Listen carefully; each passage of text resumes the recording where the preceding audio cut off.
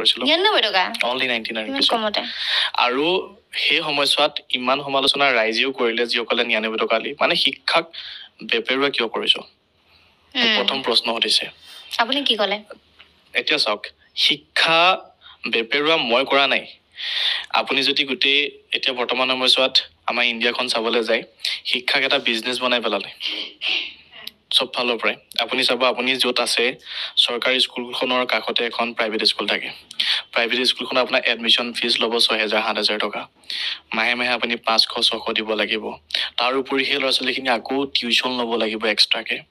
তো আকৌ আপুনি টিউশ্যন লোৱাৰ পিছতো আকৌ এটি সেইখিনি পঢ়ি গ'ল তাৰপিছত আকৌ কোচিং ল'বলৈ গুৱাহাটী আহিব লাগিব যোৰহাট যাব লাগিব নহ'লে ডিব্ৰুগড় যাব লাগিব ৰেণ্ট ভাড়া দিলে কোচিঙত 20-30 হাজাৰকৈ ফিজ দিলে ইমানখিনি পৰে এই গোটেই বস্তুবোৰ কাটি মেলি শেষ কৰি 99 টকা কৰি দিয়াটো বিজনেছ কেনেকৈ হ'ল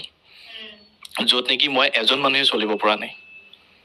সেই সময়ছোৱাৰ কথা কৈছোঁ কিন্তু মানে ধৰি লওক ফ্ৰীকে যদি দিয়া যায় যিকোনো এটা বস্তু তাৰতো ভেলু নাথাকে একদম নাথাকে মই তেতিয়া ৰিয়েলাইজেশ্যন কৰিছোঁ কাৰণ মই 99 টকা লগোৱাৰ পিছতহে চেনেল